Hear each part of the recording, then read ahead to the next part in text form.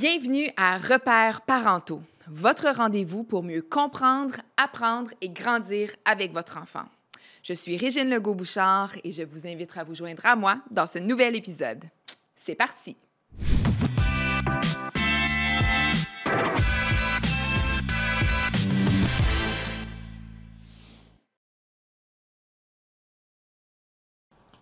Alors, bonjour et bienvenue dans cet épisode du jour. Je suis accompagnée de deux collègues, donc Stéphanie Lemieux, qui est clinicienne au Centre Le Cap, ainsi que Mélissa Anne Leduc, qui est travailleuse sociale au Conseil des écoles publiques de l'Est de l'Ontario. Bonjour, mesdames. Bonjour. Contente de vous avoir avec nous aujourd'hui. Avant qu'on commence dans le vif du sujet qui, aujourd'hui, est l'utilisation des drogues chez nos jeunes, j'aimerais, Stéphanie, que tu nous expliques un petit peu ce que tu fais en tant que clinicienne au Centre Le Cap, s'il te plaît. Merci de m'avoir invité à votre balado. Ça fait plaisir. Puis, en fait, moi, mon titre, c'est clinicienne. Et qu'est-ce qu'on fait en tant que clinicien? On peut faire plein de choses, mais c'est sensiblement, dans le fond, d'accompagner notre clientèle dans leurs enjeux, dans leurs besoins, puis de leur offrir un appui pour les aider à améliorer leurs conditions de vie, améliorer leur bien-être. Dans le fond, moi, je travaille au Centre Le Cap, qui est le centre d'appui et de prévention. On offre des différents services de l'âge préscolaire à l'âge adulte. Okay. Donc, il y a des centres éducatifs, mais aussi différents services dans les milieux scolaires pour les enfants, parfois plus ciblés au niveau du comportement, parfois plus au niveau de la santé mentale. Et on offre aussi des services en dépendance. Plusieurs de nos services, dans le fond, concernent aussi les parents et les familles. OK, excellent. Et puis, ton background, avant de te rendre au Centre Le Cap, qu'est-ce que tu as fait? Moi, j'ai une maîtrise en intervention en dépendance. Donc, ça fait 11 ans là, que je travaille dans le domaine. Puis, c'est vraiment un sujet qui me passionne. Et d'accompagner aussi les jeunes, d'être témoins de leur progrès, de leur cheminement, là, je trouve ça super enrichissant. Tu dois avoir vu toutes sortes des changements, là, de 0 à 100, ou des beaux parcours, oui. C'est ça, exactement. Ouais. Ah, bravo. Bien, merci d'être ici. On est très bien accompagnés. Et puis, Mélissa Anne, de ton côté, en tant que travailleuse sociale au CPO, qu'est-ce que tu fais là, tous les jours? OK, bien moi aussi, là, c'est le fun de vous revoir et puis participer au balado aujourd'hui. Donc, je vais vous expliquer un peu en général le rôle du travail social en milieu scolaire parce que c'est un rôle qui est quand même assez particulier. Nous, on a le privilège de travailler avec des enfants de la maternelle jusqu'à la 12e année. Puis, donc, on met beaucoup d'accent sur la promotion puis la prévention au niveau de la santé mentale, en offrant du renforcement de la capacité du personnel scolaire pour pouvoir inspirer, dans le fond, leur intervention avec leurs élèves pour pouvoir développer des compétences au niveau de la résilience, la gestion des émotions, la gestion du stress, la résolution de problèmes. On offre aussi l'intervention individuelle. C'est sûr qu'on a des élèves qui ont besoin d'un peu plus d'appui, dépendamment des circonstances qu'ils vivent. Donc, on va offrir de l'intervention individuelle à court terme. Puis aussi, on a un rôle là, de faire le pont avec les organismes communautaires aussi, tel que le CAP, qui est un de nos grands partenaires, pour pouvoir assurer qu'ils puissent obtenir, dans le fond, les services là, qu'ils ont besoin. Donc, ça, c'est notre rôle. Là. Excellent. Ouais. Wow, on est bien entourés aujourd'hui, justement, donc encore une fois, pour parler de l'utilisation des drogues chez nos jeunes, un sujet qui est quand même pas facile à aborder. Pourquoi est-ce que c'est important, ce sujet-là? Pourquoi est-ce que c'est important qu'on parle de ça aujourd'hui? C'est important parce que dans les dernières années, surtout depuis la COVID-19, bien, c'est sûr que ça existait avant, là. Mais il y a une augmentation des enjeux de santé mentale chez les jeunes dans les dernières années. Les jeunes se disent eux-mêmes qu'ils ne vont moins bien, ils se sentent plus isolés, moins performants. Le taux d'anxiété aussi, il me semble. L'anxiété a augmenté. Donc, ça peut être important. C'est tous des enjeux qui peuvent avoir une influence sur les premières expériences de consommation, d'utilisation. Donc, ça peut être bien d'aborder le sujet. Donc, là, il y a une cause à effet, là. Oui. OK. Donc, on va beaucoup parler de ça aujourd'hui, je pense. Oui. Okay. Ouais. Je pense que ce serait important d'identifier, dans le fond, ça serait quoi ces causes-là? Qu'est-ce qui pousse les enfants à vouloir consommer? On a parlé un peu d'anxiété, mais dans le fond, c'est pas la seule raison. Hein? Donc, est-ce que tu pourrais nous donner quelques exemples? Il y a plein de raisons qui pourraient inciter les jeunes à vouloir aller consommer. C'est sûr qu'on peut penser à l'expérimentation, la curiosité, l'espèce de recherche de sensations différentes, le plaisir. Puis c'est pas hors du commun non plus de vouloir rechercher ces expériences-là. Ça peut faire partie de l'adolescence. Mais il y a aussi différentes raisons qui peuvent intéresser les jeunes à vouloir aller consommer, comme la gestion du stress, la gestion de l'anxiété, les symptômes dépressifs. Des fois, il y a des jeunes qui ont des faibles estimes d'eux-mêmes aussi, qui ont moins de grande confiance en eux. Donc, c'est comme une espèce de recherche de quelque chose qui va les aider à surpasser cet enjeu-là. Et parfois, ça peut être pour une façon aussi de montrer qu'on va moins bien. Fait que, tu sais, je vais aller consommer, ben chercher de l'attention. Je recherche un peu. Tu sais, c'est une façon de demander de l'aide, d'être vu, d'être écouté. Tu sais, ça peut être des difficultés à l'école aussi. Il y en a qui se sentent seuls, qui ont de la difficulté à connecter avec les autres, qui vivent des choses super difficiles aussi à la maison, dans leur vie, à l'extérieur de l'école. Donc, ça peut être une façon de se déconnecter de tout ça, de cette détresse-là. Donc, il y a plusieurs raisons qui peuvent influencer les jeunes à les consommer. Il y a des raisons qui sont très communes, là, l'influence des autres, oui, on veut se sentir inclus, la recherche de la curiosité, ces choses-là. Mais nous, ce qu'on veut plus aller faire de la prévention, c'est toutes les autres raisons qui pour gérer l'anxiété, pour gérer le stress, pour aider avec l'école, l'estime de soi. Ça, c'est des facteurs qui pourraient influencer une utilisation qui pourrait être peut-être plus à risque modéré ou même à risque élevé. Oui. J'imagine qu'il y a d'autres solutions pour ça aussi. Là. C'est pas oui. les drogues ne sont pas la solution pour gérer ça. Il y a d'autres tactiques. Effectivement. Puis quand un jeune consomme, ce qui est important de retenir aussi, c'est que c'est souvent la pointe de l'iceberg. Donc, on peut penser à l'image on voit un espèce de morceau de glace qui flotte à la surface. Bien, tu sais, la consommation, les comportements d'opposition, les difficultés à l'école, les conflits avec les parents, avec la fratrie. Tu sais, ça, c'est des choses qu'on va observer puis qui sont... Tu sais, c'est souvent les choses pour lesquelles on va accrocher aussi en tant que parent, de dire « Ah, tu sais, ça va moins bien » ou... Tu sais, il y a quelque chose qui est en train de se passer, mais ce qu'on voit pas, dans le fond, tout ce qui est en dessous de l'eau, la grosse partie de l'iceberg, c'est ça, en fait, que notre enfant essaie d'aller... améliorer ou essaie de vivre avec toutes ces choses-là qui sont en dessous puis qui prennent beaucoup, beaucoup de place, mais nous, de l'extérieur, on ne voit pas. Puis souvent, les jeunes sont aussi à la découverte d'eux-mêmes, à la découverte de qui ils sont. Ça prend du temps, des fois, de savoir qu'est-ce qui se passe, même pour eux qui vivent cette expérience-là. Wow. C'est là l'importance de poser des questions puis d'essayer de comprendre aussi avec notre enfant, qu'est-ce qui se passe à l'intérieur dans leur univers. Parce que comme tu disais aussi, c'est qu'il y a une différence entre vouloir consommer parce que on est curieux, puis qui fait un peu partie un peu du développement de l'adolescence, de vouloir essayer des choses nouvelles, de vouloir explorer son autonomie un peu. Mais là, il y a aussi la différence aussi, est-ce que ça comble quelque chose? Puis c'est là où on est un peu plus à risque de développer une dépendance. Exactement. Donc là, selon toi, là, tu sais, ici, j'imagine que s'il y a un parent ici qui écoute ce balado en ce moment, c'est parce que peut-être qu'il y a des inquiétudes puis qu'il y a des craintes. Ça serait quoi, en général, les craintes que les parents, là, que toi, t'entends, là, dans ton bureau en lien avec l'utilisation de substances? Puis est-ce que tu as aussi des conseils à leur donner? Oui, bien, en fait, je pense que l'important à retenir aussi en premier lieu, c'est que justement, l'adolescence, c'est une période d'expérimentation, c'est une période d'émancipation. Ils veulent leur indépendance. Fait que c'est comme un peu normal aussi que son enfant commence à vivre des choses à l'extérieur de la famille. Puis on ne pourra pas aller contrôler tout ce que notre enfant fait, avec qui il est, où est-ce qu'il va. C'est un peu difficile à contrôler. Donc, premièrement, d'avoir ça en tête aussi quand on met des règles à la maison, de penser au fait que ben, c'est comme un peu normal aussi que notre enfant a besoin de cette liberté-là. Il a le droit d'avoir son jardin secret aussi à l'adolescence. C'est sûr que c'est différent de quand ils sont tout petits puis ils racontent tout à maman et papa.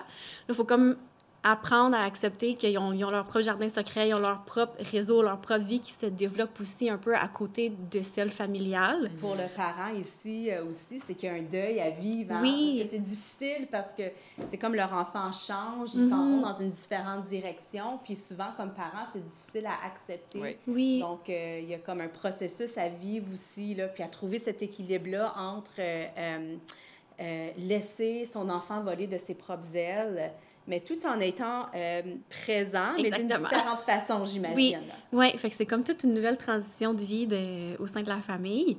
Mais il faut savoir aussi que même en ayant un bon encadrement en tant que parent, tu sais, ça se peut que notre enfant choisisse quand même d'aller expérimenter, de faire ses propres découvertes. Puis, en fait, en tant que parent, je pense qu'une des questions à se poser, c'est que si on met des règles en place à la maison, ou si on met des conséquences en place aussi à la maison, ou qu'on fait des refus, donc si notre enfant nous demande quelque chose puis qu'on refuse, peut-être c'est de se positionner sur, mais c'est quoi la priorité là-dedans pour moi?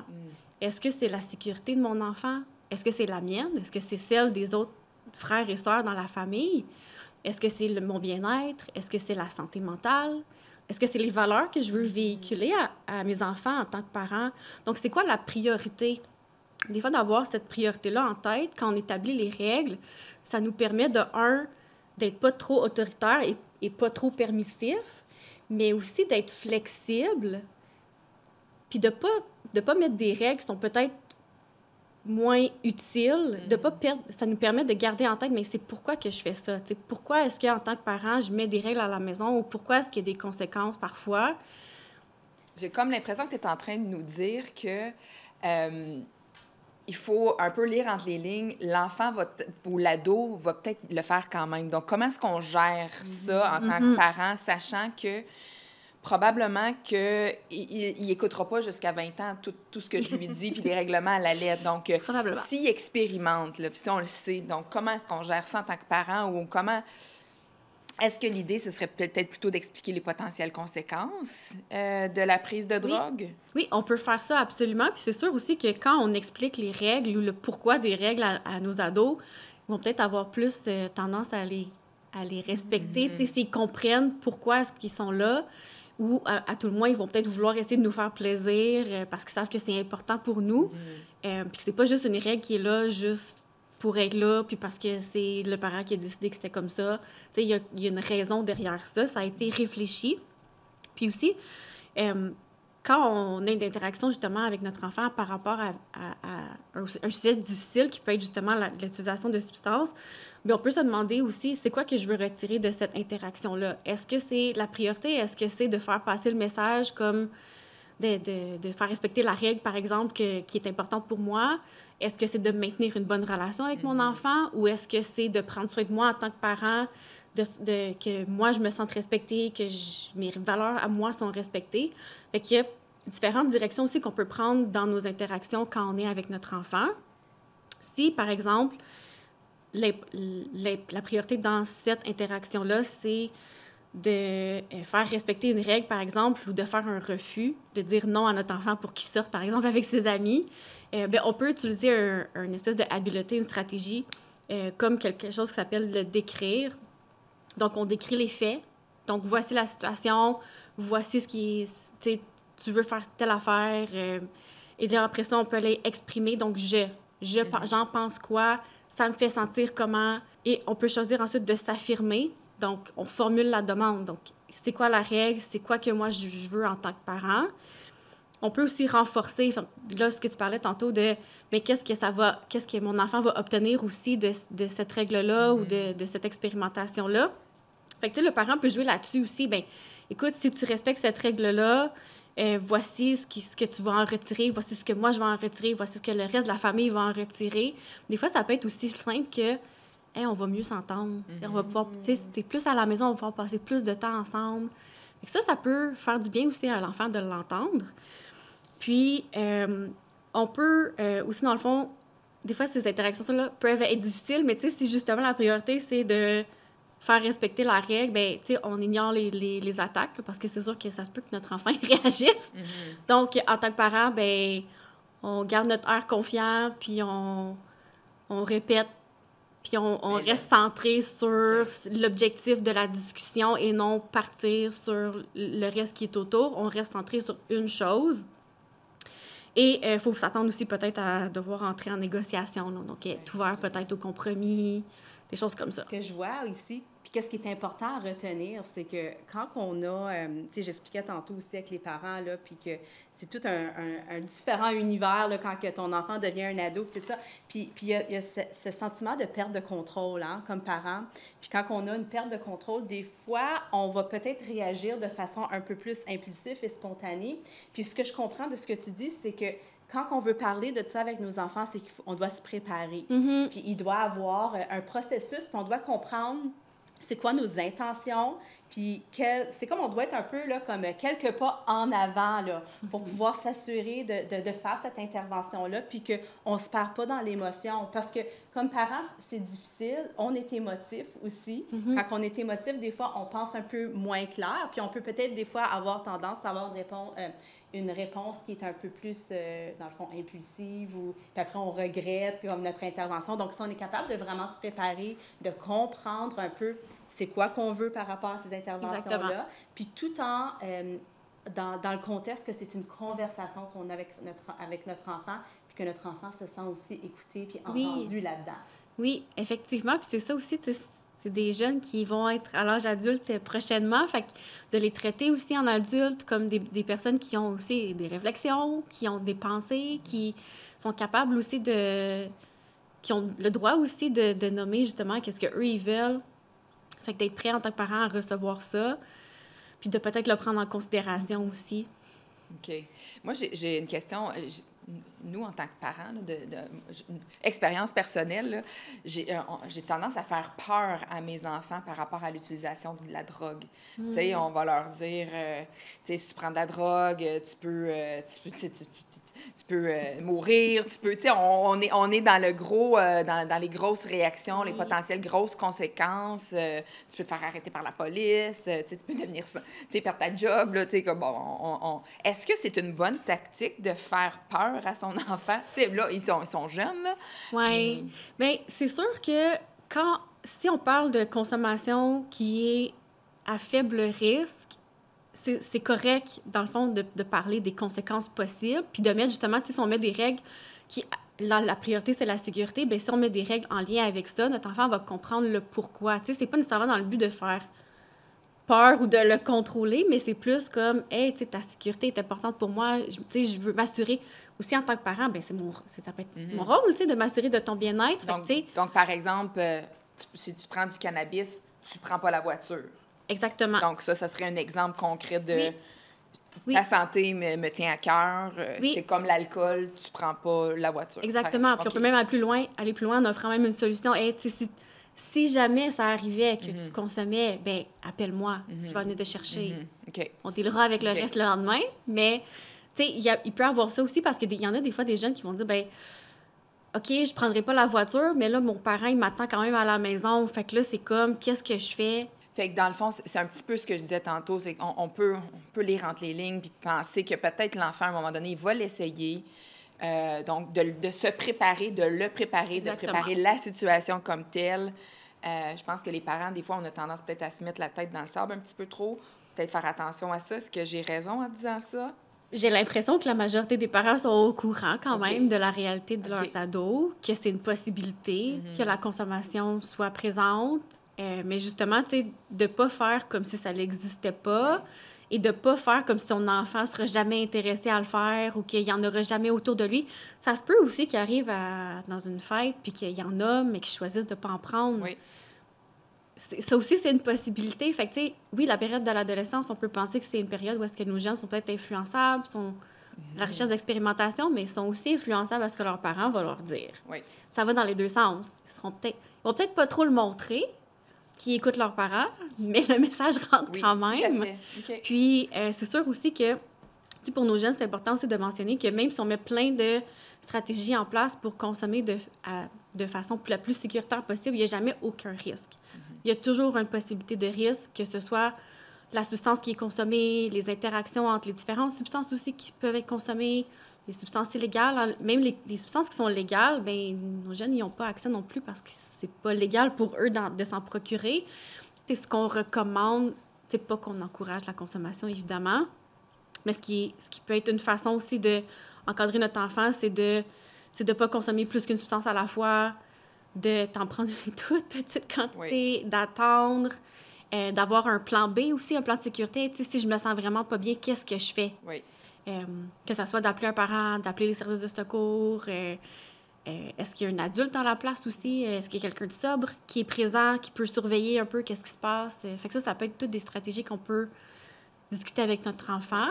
Puis, c'est possible aussi à la pharmacie de se procurer un kit de naloxone qui est utile, dans le fond, dans les surdoses d'opiacés. Oui, donc là, on passe parce que dans ma tête, moi, les opioïdes, c'est quand même quelque chose d'assez intense. Oui, là. et je dirais que c'est peu fréquent que les jeunes vont intentionnellement en consommer, mais en même temps, c'est quelque chose qu'on sait qui peut être en contact avec d'autres substances. Okay. Et aussi tout ce qui est pilules, médicaments. On ne sait pas toujours exactement où ils l'ont pris, qu'est-ce qu'il y a à l'intérieur, de quelle façon ça a été fait. Donc, ça peut être une bonne façon aussi. Je trouve ce que je retiens dans tout ce que tu dis aussi, puis je trouve ça intéressant aussi parce que tu parlais de l'intervention au niveau de la peur, puis tout, puis c'est important de le dire parce que je pense que les parents, notre génération de parents qui ont été élevés dans les années 80, les années 90, c'était l'approche. Oui. L'approche, c'était on fait peur. Je me rappelle, moi, quand j'étais jeune, les émissions de sensibilisation, là, ce qu'il y avait, là, puis ça m'avait vraiment fait peur. Oui.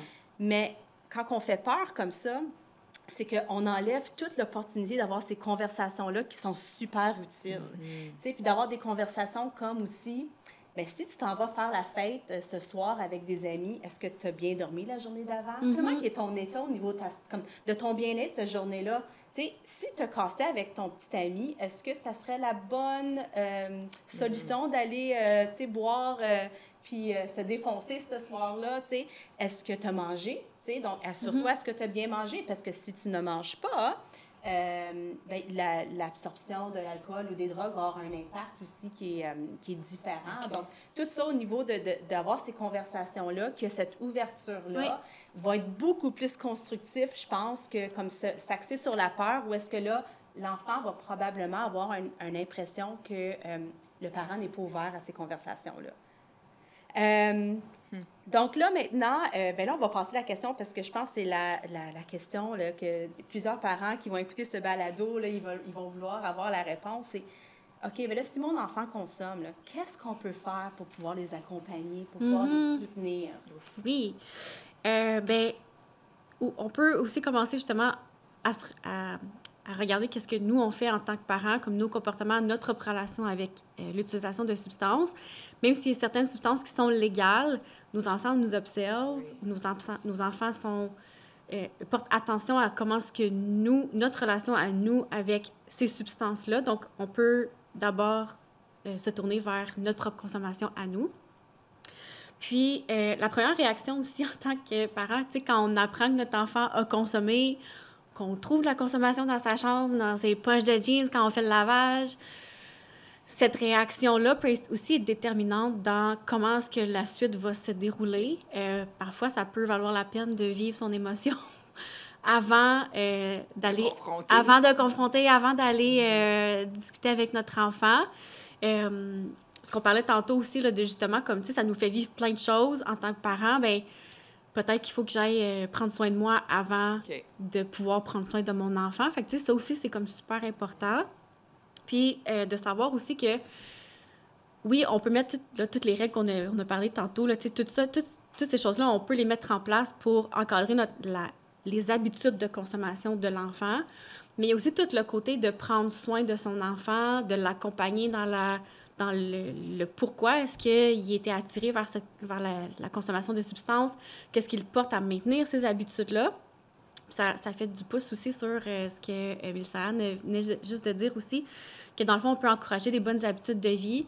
Déjà aussi, en tant que parents, être un bon modèle de ce côté-là. Donc, nos enfants, ils nous observent, de limiter les facteurs de vulnérabilité, dans le fond, à toute cette détresse émotionnelle-là. Fait que tout ce qui a rapport avec, c'est ça, le sommeil, l'alimentation, la gestion du stress, comment ça va à l'école, la santé, toutes ces choses-là sur lesquelles, peut-être qu'en tant que parent, on va peut-être avoir un peu plus de contrôle là-dessus sur comment accompagner mon enfant que sur lui interdire de consommer ou mettre plein de règles par rapport à ça. Mais tu sais, dans le fond, notre enfant, si on repasse à notre iceberg de tantôt, bien, OK, on essaie de travailler sur les comportements que nous, on voit, mais là, tout le en dessous, il est encore là. Fait que là, comment mon enfant va gérer tout ça si je lui retire tous ces moyens que lui avait trouvés, qui étaient peut-être pas... Tu sais, c'était peut-être pas les moyens les plus efficaces ou les plus sécuritaires, mais c'est ce que lui avait trouvé pour s'aider.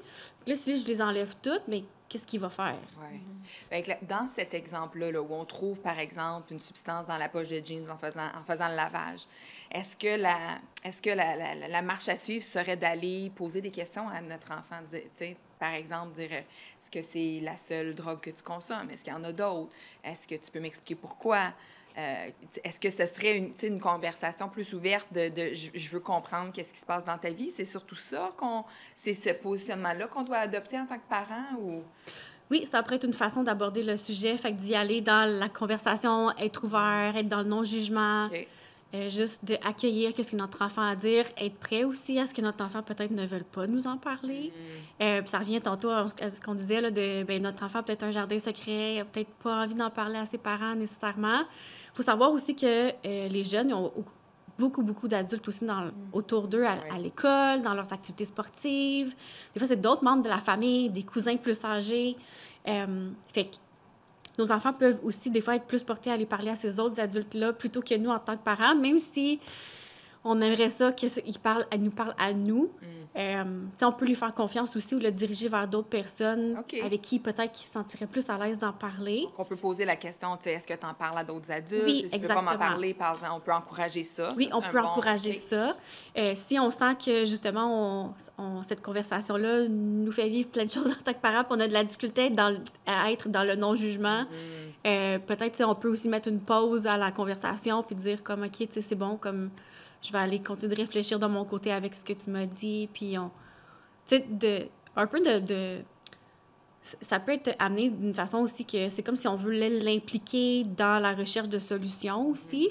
C'est sûr qu'on n'est pas obligé de tout tolérer non plus ou d'accepter tout non plus en tant que parent. On a quand même un rôle d'encadrer, d'assurer la sécurité, le bien-être et tout. Fait qu'on peut revenir à nos priorités de, OK, là, maintenant, c'est quoi que je fais pour maintenir la priorité qui est importante pour moi, pour mon enfant.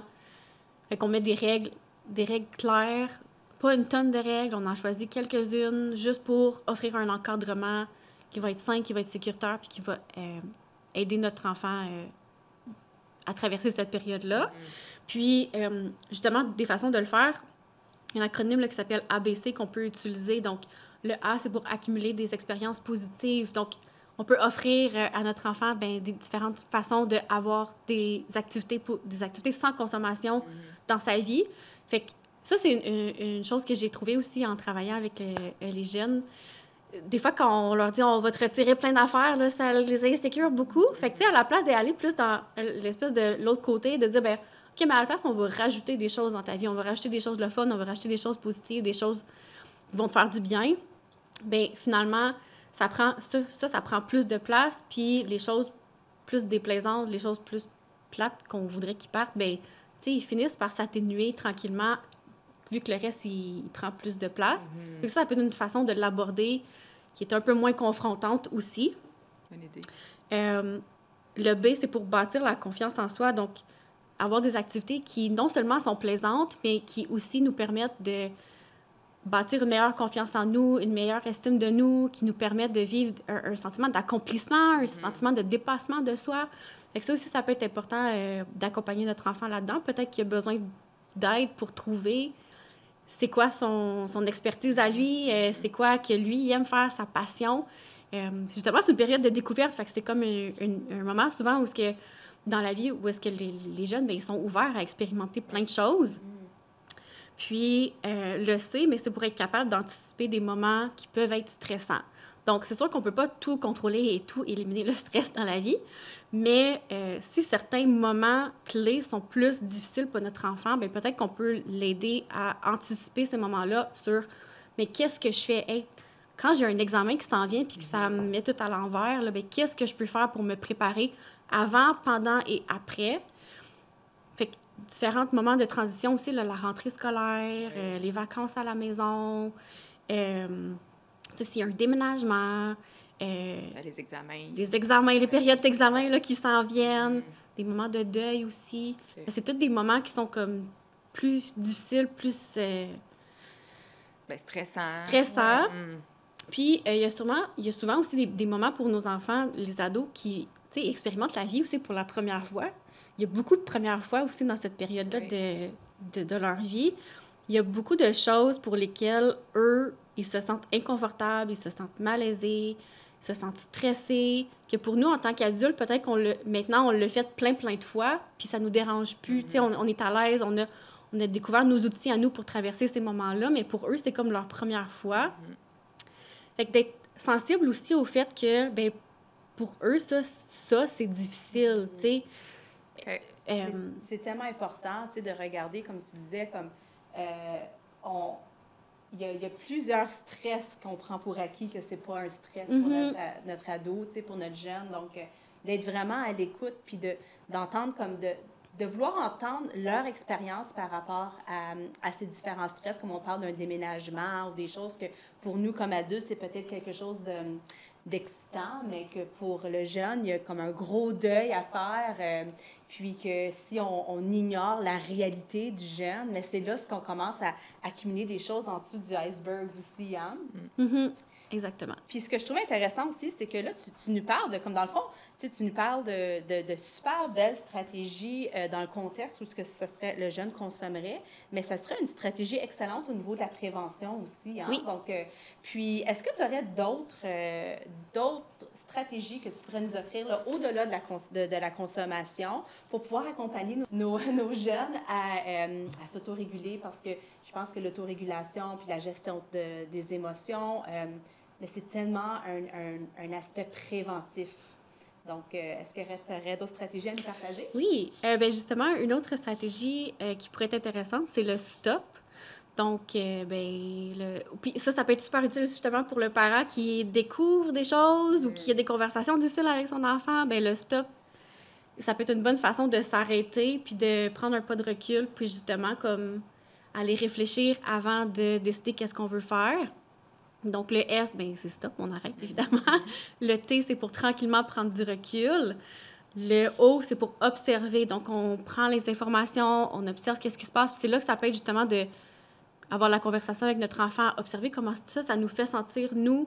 Et le P, ben c'est pour procéder en pleine conscience. Puis ça, c'est quelque chose qui est super intéressant aussi pour les jeunes. C'est que le P, là, de procéder en pleine conscience, bien, c'est que je ne vais pas aller choisir une stratégie qui va être rapide ou qui va être j'ai juste l'anglicisme en tête, là, mais un quick fix. Oui. Puis qui va peut-être me donner un résultat ici, maintenant, mais qu'à long terme, ça ne supporte pas mes valeurs, ça ne supporte pas mes objectifs de vie. Donc, le P, c'est comme, bien, je choisis intentionnellement qu'est-ce que je vais faire comme solution. Ça peut être une solution pour résoudre le problème, mais ça peut être aussi une solution pour m'aider à vivre ces émotions-là. Donc, des fois, on peut être juste dans accueillir mes émotions, vivre qu'est-ce que j'ai besoin de vivre, tout en le faisant en sécurité, sans rajouter de problèmes. Puis d'autres fois, ça va être plus des solutions axées sur la résolution de problèmes.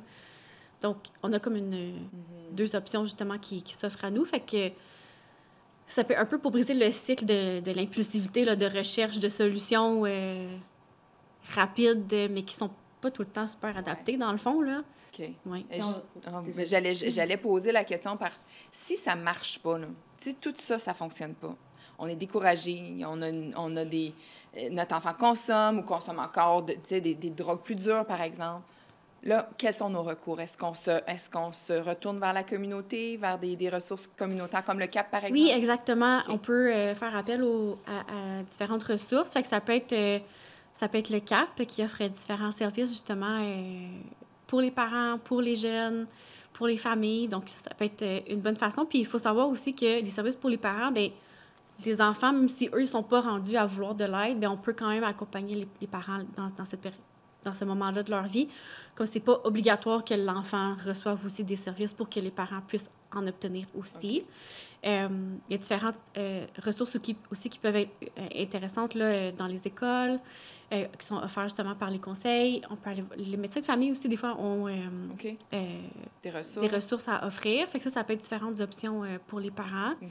D'avoir un bon réseau aussi pour le parent, des gens sur qui il peut s'appuyer dans sa vie, vers qui il peut se tourner là, dans les moments de difficulté. Ça peut être important aussi de ne pas rester seul avec tout ça. C'est important parce que, comme je le dis souvent à nos parents au conseil, c'est que notre enfant n'est pas né avec un livre d'instruction, hein? Puis chaque enfant a leur propre force, là, ils sont toutes spéciales de leur façon, mais ils ont aussi leurs propres défis.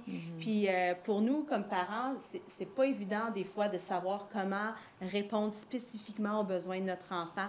Puis c'est là que les services comme le CAP puis l'appui pour les parents peut être extrêmement bénéfique parce que là, c'est des interventions un peu plus personnalisées puis qui peuvent accompagner les parents, là. Wow! Ben moi, je pense qu'on a fait quand même un beau tour de piste sur le sujet. Merci beaucoup, mesdames. Je pense qu'on retient pas mal de bons trucs. On reste ouvert, je pense. Hein? Ça, c'est une ouverture. La discussion ouverte. Oui, on met des règlements, mais on ne se met pas la tête dans le sable non plus. Je pense que c'est important de mentionner ça. Puis, ben, en dernier recours, si on a besoin d'aide, on se retourne vers la communauté. Il y a toutes sortes de ressources. Oui. Mesdames, un grand merci. Stéphanie, Mélissa, Anne, toujours un plaisir. J'espère que ça a été utile pour vous à la maison. C'est ainsi que se termine ce balado du jour et on vous encourage évidemment à vous abonner, laissez-nous des messages, envoyez-nous des suggestions pour différents sujets qui vous passionnent de votre côté. Sur ce, je vous souhaite une belle journée et à bientôt.